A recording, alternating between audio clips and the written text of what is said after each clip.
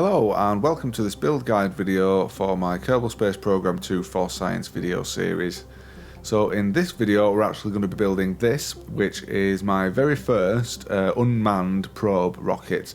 Very first in this series anyway, because with every other video we've actually taken a Kerbal places, but for this one I wanted to go back to something simple because the last rocket I did, which was my Tylo lander rocket, was quite complicated, and as if you've seen that video you'll know that it was a bit of a performance killer in the early parts of the mission as well, so I wanted to do something simple for this.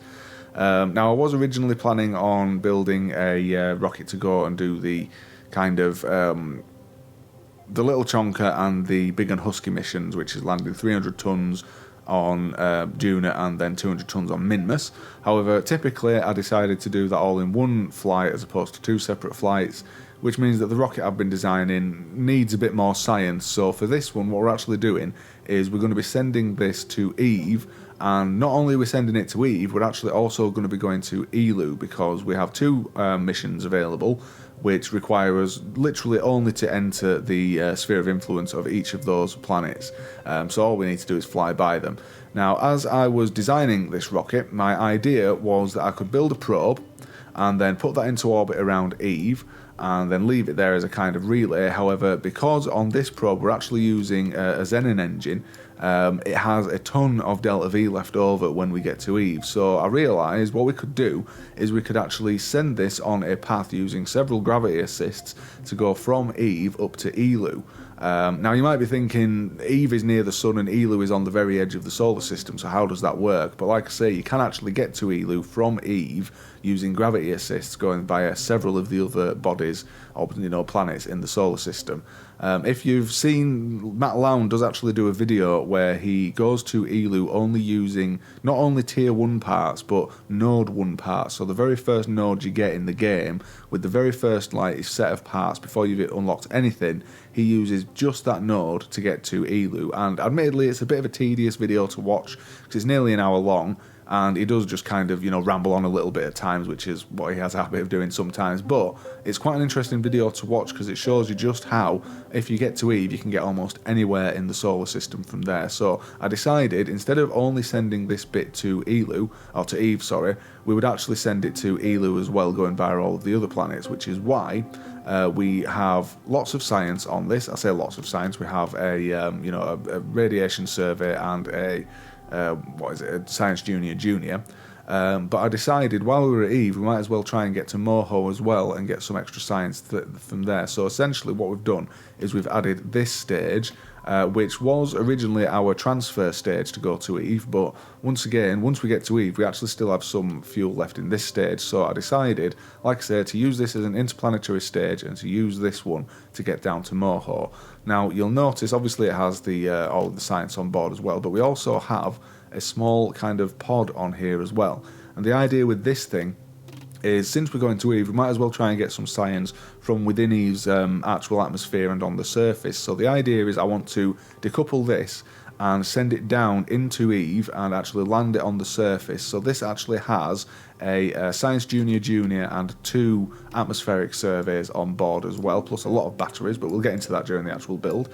And as I say, the idea is that we're going to be sending this little probe, or this little pod, onto the surface of Eve. Now, naturally, that is the main part of the rocket which we're going to be doing all of our science with, and then obviously we just have a simple little kind of, transfer stage and launch stage, and of course that's what it looks like when it's all closed up. So yeah, to be able to build this, we actually do need to buy some technology, and I realise in previous build videos I keep on saying we need to buy science, but what I actually mean to say is we need to buy technology. So for that, what we'll do is we will go to the where are you? There we go. We'll go to the research and development building and we'll buy the tech we need. So first of all, while we're in tier 1, we're going to start off by going to basic trusses, because we're going to want the CTS1 small truss. Now in that stage, or in this node, I believe that's everything we need. So in tier 2, we want to go to enhanced coupling because we want the extra small stacked coupler. We also want medium payloads, and we are going to, like I said, be using a Xenon engine on this, so we'll grab Xenon propulsion while we're here. And then in tier 3, what we want is we want long range generation, which will give us the the actual antennas we need, and it also gives us the RTG, which we're going to be using, or the smallest one available. And finally, we're going to grab the radiation science as well, just so that we can get a bit more science. Now, I mean, we could do orbital science, however, this requires 2 Kerbals to work, does the orbital star lab. And the plan with this probe is that we're not going to be bringing it back to Kerbin. We are literally sending it out there, and it's a one-way trip. We might end up leaving it in orbit around the Sun or Kerbal to turn it into a kind of relay satellite, a deep space relay satellite, but we'll see how the actual mission goes. But anyway, yeah, that's all of the tech we need, so let's get into the actual build. So we'll start off with the main interplanetary probe. So for that, we'll start off by going to command and grabbing the small remote guidance unit. And then on top of this, what we'll do is we'll go to communication, and we have a couple of options for the different dishes we can use. Obviously, if we were only going to Eve, we'd only really need either the RA15, which has, as you can see, 86 gigameters of range, or the the HD55 also has 86 gigameters. But because we are going all the way out to Eeeloo, we are going to need the most powerful dishes we have, which is either the RA100 or the Communitron 8888. And I'm going to use the RA100 on this just because it looks a bit better on top of a probe. So we'll pop that there, and then underneath the guidance unit we'll go to utility, and we're going to grab the small reaction wheel and pop that there. Now we'll add the science, and first of all we're going to grab the radiation survey and pop that underneath. And because it looks a bit weird with it being so small in comparison to the rest of the probe, what we can do is we can go to structures, we can scroll down until we get to trusses, and then we're going to grab the CTS1 small circular truss, and we're going to pop 2 of these on the bottom here. And then we'll use the rotate and translate tool just to move them up so the top of the trusses are flush with the bottom of the actual reaction wheel. And that just basically gives it a frame, which looks a little bit better to me. Now obviously there's a gap underneath the radiation survey, and we could just move this bit up here.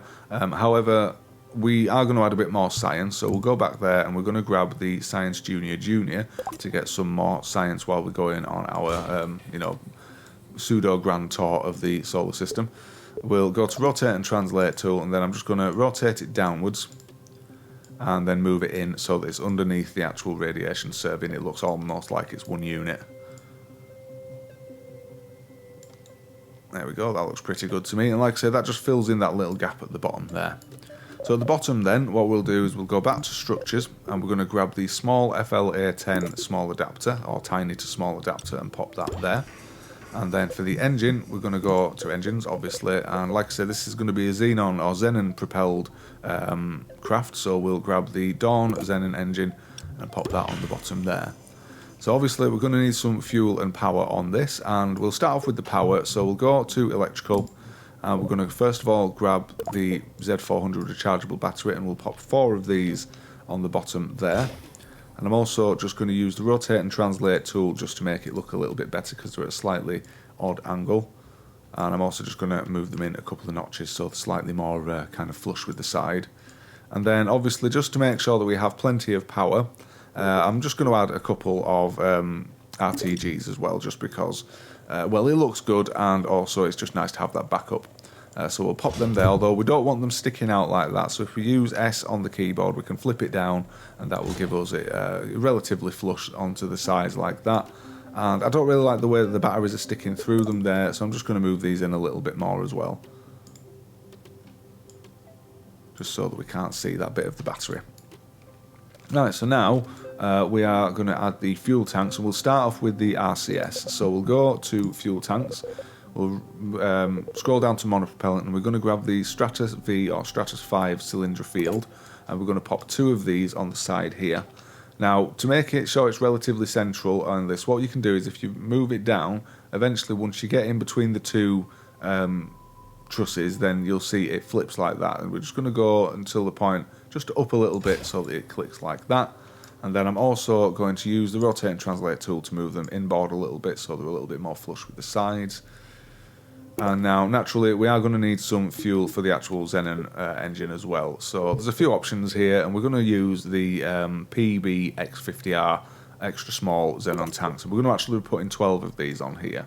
So we'll stay at 2 times symmetry, and we're going to start off by putting 2 on the side there, relatively central. We'll pop another 2 on the top, and what I'm going to do is I'm going to line up the bottom bar, so that bit there, with the top bar of the one underneath.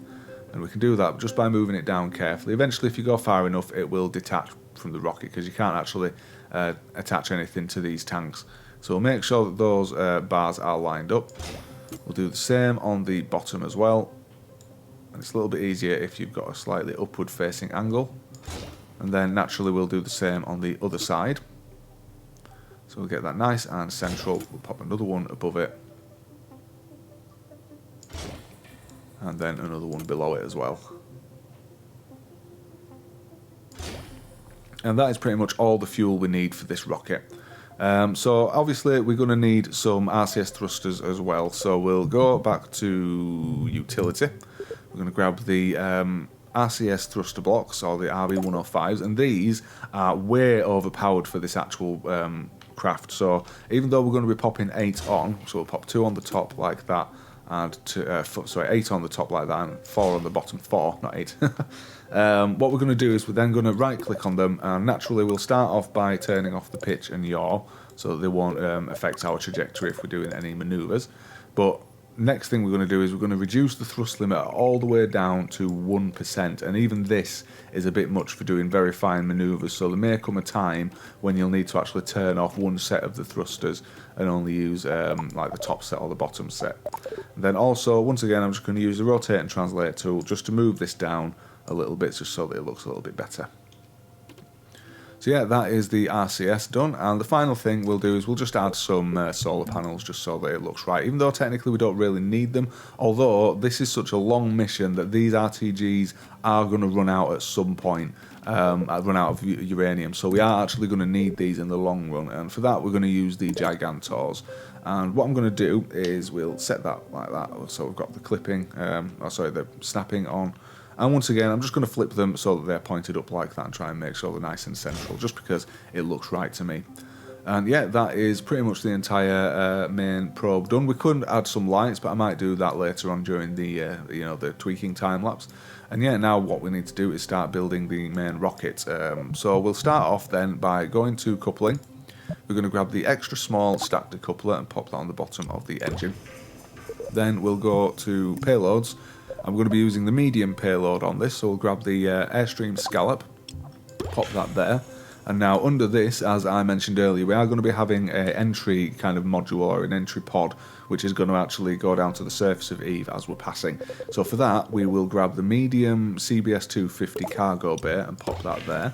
And if we open it, we can see it's actually opening on the top, because this is going to be the bottom of the aircraft and this is going to be the top of the rocket, should I say. And I personally like it jettisoning outwards, like down.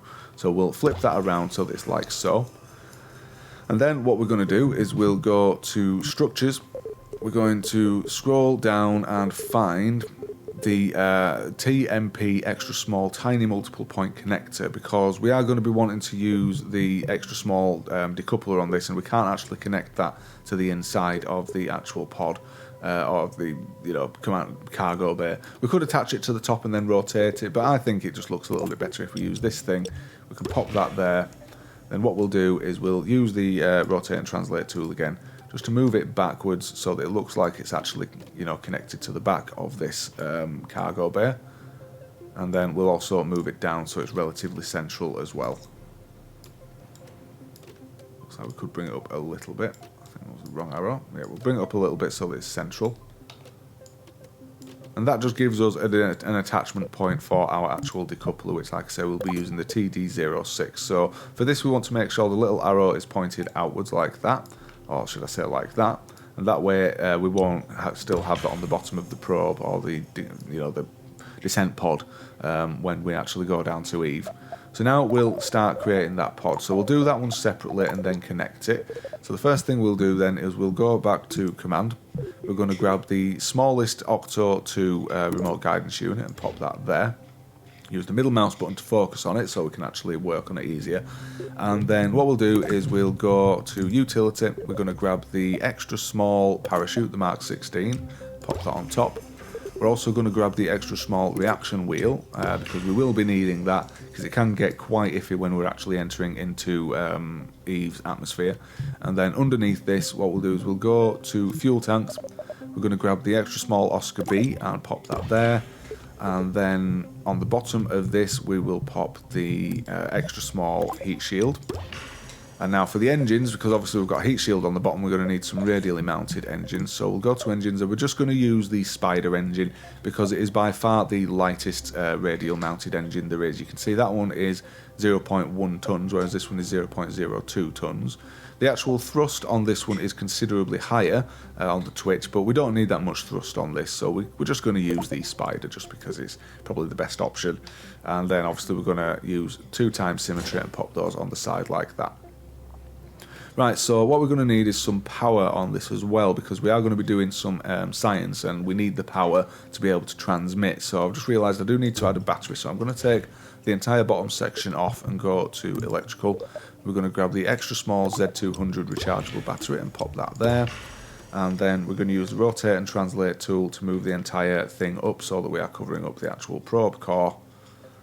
And now that isn't actually going to be enough energy to do what we need to do, so we're going to add some more Z100 batteries as well, and we're actually going to be adding 4 of these just to make sure that we've got more than enough fuel to actually do, transmit the science. Because like I say, if you don't have enough power on this, then it can be very easy to run out of power before transmitting the science, which kind of defeats the whole point. And then yeah, I'll go to rotate and translate and go align to world, which it already set to, and I'm going to move these relatively inboard, because if we leave them sticking out like that, then the re-entry heat entering into Eve's atmosphere will destroy the batteries, and it kind of defeats the point. And you know what, just as a little backup, I'm also going to add the extra small RTG as well in there, and then cover that up by moving the entire thing upwards. You can see it is actually sticking out of the bottom of the heat shield ever so slightly there, so we'll move it down. We'll actually select the RTG and move that up into the reaction wheel, just so that it's not sticking out the bottom, because that way we're less likely to actually have any issues of the the heat actually destroying the RTG, which we don't want. So now obviously we'll need some science on this. So this is where it gets a little bit more kind of faffy, because we are going to be using 1 Science Junior and 2 little sniffers, which is going to make this thing a little bit unbalanced, and we need to make sure that it is centrally balanced by having the, where is it? Oh, we need to actually be selected on this one. So we need to basically have the centre of mass going down the centre of this rocket, or this little probe, which is easier to actually judge that by going onto the blueprint mode by pressing this little box here. And if we were to add the actual, Science Junior on the side here, we are going to rotate it so that it's pointed upwards as well. And then if we add 2 of these little sniffers on this side here, so I'm just going to rotate these in opposite directions just because it looks right. Although we are going to be moving these inboard, so we probably won't even be able to see these. You can see that it has actually thrown off the the centre of mass quite significantly, which means that, if we were to go into the atmosphere with a centre of mass like that, then the probe will actually flip and we'll end up losing it, and it kind of defeats the whole point. So naturally we can't have these sticking out like that either, because that will mess up the the aerodynamics, and it'll probably end up blowing up as we are descending. So we'll make sure these are relatively close inboard. And it can be a little bit iffy because you can see that it does actually clip out of both sides of the probe, does this Science Junior. But we want to try and get it as covered up as possible, because it is possible to actually lose this during the re-entry heating. But anyway, yeah, let's have a look at our weight again. You can see it's very much over to the right there. So we need to move these 2 in a little bit to make sure that the actual centre of mass is central on this engine, because as I mentioned, otherwise it would lose control and would end up losing control. So it looks to me like it might be a little bit slightly over to the left there, so I'm just going to turn off the snapping mode. I'm just going to move this a little bit every time until we get it nice and central. We could always use a extra small fin, just to give us the line of where we want it to be, but we know it needs to be central on this little engine here. So that's looking pretty close to me. And like I say, it's important to make sure that this is balanced, because the the actual reaction wheel isn't that powerful, and if the aero effect, or when we are re-entering, gets too much, then it'll just flip it and it'll destroy it. So yeah, I believe that is everything we want for that probe. So what we'll do is we'll go to the assembly anchor, and we're going to select the actual heat shield as the assembly anchor, and that just makes attaching it to the main rocket a little bit easier, because now all we need to do is grab that, we can flip it so that it's on its side like this, and then we can just connect it there. And that means now that when we are passing over Eve, we're going to jettison that, we're going to use the engines to deorbit ourselves and then enter into Eve's atmosphere. So yeah, that is the actual main probe done. Now, naturally, we are going to be trying to go to MOHO as well, so it might be an idea to put some more science on this part of the rocket. So what I'm actually going to do is, before we build the main rocket, I'm going to add some more science on this, which is going to be another radiation survey. And then we can pop this back. And I'm also going to add another Science Junior, because like I said, the actual main probe on top isn't likely to make it to MOHO, whereas the body of the rocket, or the top stage of the rocket, will be able to get there. So we'll do that, and obviously this is going to need some actual controllability as well. So I'm just thinking, what else do we need to add? We need to add a probe core, and we need to add an actual antenna. So we'll go back to command, and we're going to let's just grab the extra small remote guidance unit and pop that there. We'll pop the the radiation survey back on the bottom there. And naturally we are going to need some, we're going to need an antenna basically. So this time we're actually going to use the Communitron 88-88, just because it can fold up and it's a little bit easier to get into the fairing. So we'll start off by popping that there. And then what I'm going to do is I'm going to open it. And I want it to be pointing out this way basically. So let's grab the rotate and translate tool, and we're going to flip it so that it's at a slight angle. And we're going to move it up, and we're going to basically make it look like it is connected to the actual radiation survey. That looks pretty good to me, so we can close that back up again. And now, yeah, that is the main part of the top half of the rocket done. Obviously, this bit is, like I say, going to become a secondary probe almost. So we'll start off by building out the actual fuel tank. So let's go to fuel tanks, and we're going to grab the Z200 or X216 Methalox tank, the medium one, and pop that there.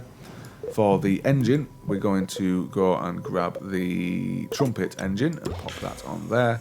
And then obviously we're going to need some power and RCS for this as well. So we'll go to electrical, we'll grab the OX10Cs, and we're going to pop two of these on the side here. And naturally they don't need to be retractable, so we can just use those ones. We'll open the cargo bay back up again. And this time what we'll do is we will grab the Z400, or what is it? Yeah, Z400s, and we'll pop four of these in here just to be safe, just so that we've got plenty of energy. We're also going to make sure they are angled as well, so that they don't clash with the actual probe when we are jettisoning it. And we'll move these down a couple of notches so they're a bit more kind of flush with the top. And then naturally we're going to add the RCS as well, so we'll go to fuel tanks again. And this time we're going to grab the Stratus 5 round field tanks, and we'll pop four of these in here. And once again, we'll just make sure that they are relatively flush with the top, so that they're not getting in the way of the actual probe when we, or the descent pod, when we actually jettison it. So yeah, that looks pretty decent to me, so we'll close that up. And then we're going to add our RCS thrusters, so that's once again in utility, and we'll grab four of the, in fact we only really need four of these for this bit, so yeah, we'll grab four of the RV105s and pop them on there. And then just to make sure that when we are doing any like manoeuvres using RCS with this stage while the actual main probe is still connected, just to make sure we're not using any of the fuel on this stage, what we'll do is we'll right click on these engines, we will turn off the thrust, and then we'll go into the action group manager. We'll grab custom group 1 and go to utility and find the correct RV105s, which are going to be these lot. And what we'll do is we'll put these in an action group so that we can toggle the RCS on and off, just so that when we actually decouple the top or the main probe, we can just press the 1 on our keyboard to actually toggle the RCS thrusters. Come on. It can be like that in this game. You have to click on it multiple times to get things to work sometimes, which can be a little bit frustrating, but it gets there eventually. So yeah, that looks about right. We should have 8 in here. So yeah, we've got 8 thrusters in there, which is good. And now that, I believe, is the top part of the rocket set. So obviously we need to build the main launch vehicle now. So let's move this entire assembly up a little bit so we've got a little bit more room underneath. And we'll begin by going to coupling. We'll grab the medium TD25 stack decoupler and pop that there. Then underneath this we'll go to fuel tanks, and we're going to scroll all the way down to the large tanks and grab the ADTP2 to 3, pop that there. And then for this one we could use either the S3 7200 or the S14 400, but I'm just going to use the 14 400 for this one, just so that we've got plenty of fuel. And then underneath this obviously we need an engine, so we'll go to engines and grab the Rhino engine. Where is it? There it is. Yep, we'll grab that one, pop that there.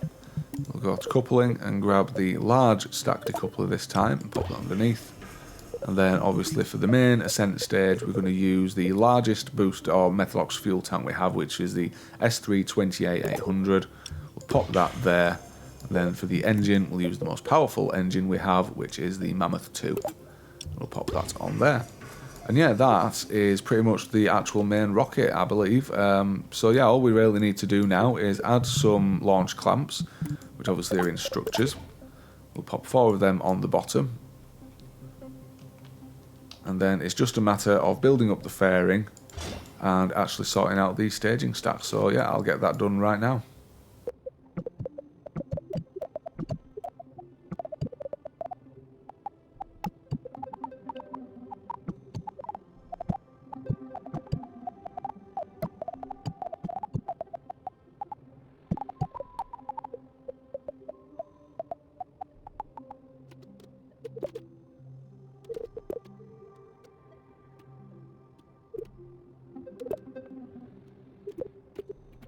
Right, so that is that pretty much done then.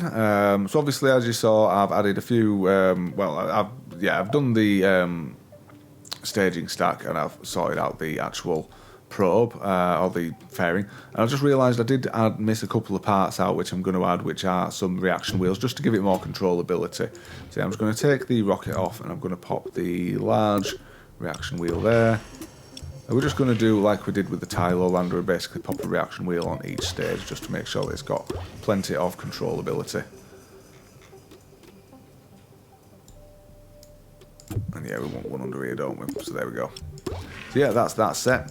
So all we need to do now then is go through the staging stack, and I'll take you through a couple of things with regards to the actual fairing as well. So naturally with the staging stack, what we have is we have the main engine on the bottom of the rocket, which is the main ascent engine, which will bring us up into low curb in orbit, or at least a suborbital trajectory. Then obviously we have the staging clamps or the launch clamps, because naturally it's better to have the engine spool up just before you actually release the launch clamps instead of having them both go at the same time, because then the rocket will drop down a little bit. After that then we have the Rhino engine and its decoupler. Then we're going to actually have the fairing, and it's possible we might even be able to use the fairing before we decouple this stage, but we'll see how that goes. We might need to use that one, so I've put the fairing in stage 4, but we can always move it down if we need to. Just be careful if you're wanting to get rid of the staging during the flight, not to accidentally decouple the bottom part of the rocket if you've still got some fuel in here. Although this stage has plenty of fuel in it, more than enough to be able to do this mission. So basically, yeah, it probably won't matter if we lose a bit of fuel on that. But anyway, as I was saying, then we have the, the trumpet engine? I think, yeah, the trumpet engine, followed by its decoupler. And now I'll just get rid of the fairing so we can actually see what's going up here. So now what we've got is we actually have the decoupler and the engine for the actual probe, because what we're going to do is we're going to be decoupling this relatively high, or before we even get to Eve, because we just want it to be flying past, we don't want it to be going into orbit. In fact, we're not actually going to be getting into orbit of any planet during this mission. But like I say, we'll decouple that and let that fly on to go back up towards Kerbin, and then we'll lower our periapsis, and then once we are low, we'll decouple the actual, the entry pod, and finally we've got the actual parachute for that. So yeah, that is how it's set. So like I said, there is a couple of things I want to do with regards to the fairing and the staging stack, or the action group manager, should I say. So with regards to the staging, what we can do is, you can find sometimes if we were to launch it, then the fairing will just vanish on the launch pad, and I think that means that it's ever so slightly clashing with something. So it's not clashing enough not to, not work in the actual VAB, but it's clashing just enough so that it won't work when we get to the actual launch pad. So if that happens, just rebuild the fairing and get it a little bit bigger. And obviously the other thing we're going to do as well is we're going to change it to a clamshell 2, and to make sure that it actually decouples properly. Apologies for the cat scratching in the background. She's scratching up my chair. Anyway, to actually make sure that it ejects properly, we're going to just bump up the ejection force all the way to 1000 kilonewtons, because otherwise the fairings just float off of the front of the rocket and it just looks a little bit weird, whereas that way they'll actually fire away like you'd expect them to do. And finally, with regards to the actual action group manager, we don't want the actual solar panels on the main probe to be opening during the early portion of the mission. We want these probes to be opening instead, or these solar panels to be opening instead. So what I'm going to do is, as I say, I'm going to go to the action groups manager, then we're going to go down to custom 2, and we're going to find, where are we? Let's close out utility. What we'll do is we'll find the electrical section, and then we're going to go for the OX10Cs, because as you might know, when you have OX10Cs or non-retractable actual solar panels, they don't automatically get put into the solar panel group, which is a bit weird, but it means that you need to either put them in the solar panel group or put them in their own action group. And we're doing it in their own action group because, like I say, I don't want them opening these solar panels instead. So we'll pop those in there, and just to make it easier, instead of having to right click on the actual antenna and do that one manually, we'll go back to the main page and we'll find the I don't know, we want to be in custom 2, don't we? Yeah, we'll go and we will find communication, and we're going to pop the Communitron 88 in there and hit toggle antenna as well. And that just means now that once we are, have jettisoned the actual fairing, we can then press 2 on the keyboard, and that will extend the solar panels and the main antenna as well. So yeah, that I believe is pretty much everything there is for this build. We can add a few lights onto here just to make it look a little bit better. So I'm just going to add a couple of lights on the top here, and I'll do the same on the bottom, just so that we've got something that will flash. We can do, like I say, something under here as well, and we can faff around with these to our heart's content to get them nice and central. But then if we right click on any light and go to advanced controls, obviously you can change the colouring of the light as well, but you can actually hit the blink period too, or the blink enable, and that will make them blink. And naturally you can change the blink so that it's a really fast blink or a really slow blink. But one thing I like to do, and I quite often do this with my lights, is I'll set one setup so that it's on 1 second, and then if we go to the next lot and turn them on and go enable blink, what you can do is you can actually offset these by a little bit, and then once we actually start them in the actual game, they will be offset a bit like that, and they won't be flashing perfectly in unison, which is a personal thing. It depends on what you like to do. Obviously you can add loads of lights onto these things just to make them look better, but it's a personal thing. The lights aren't an integral part of any mission. It's just something that makes things look a little bit nicer, especially when you're in the dark. But yeah, anyway, like I said, that is pretty much everything there is for this build. So as I said, this is going to be an interplanetary probe, which hopefully we're going to be able to take on what is essentially a grand tour of the solar system, going around to, going to pretty much every single planet in the actual solar system itself, which should be an interesting one. The main point of this mission, though, is to basically, like I say, go to Moho, and then go to Eve, and then go to I'm losing my words a little bit here because I'm trying to do multiple things at once, but yeah, like I say, we'll be going to Eve and then going to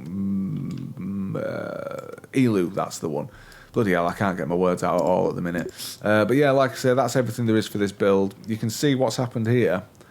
Oh no, it hasn't happened here. Sometimes you might find that parts will actually detach from the symmetry, which is weird. I've still not worked out how to do that deliberately yet. But anyway, yeah, like I said, we're going to be using this in the next main video in my Force Science video series. So hopefully you enjoyed this video. If you did, then please feel free to like and subscribe, and hopefully I will see you in the next one.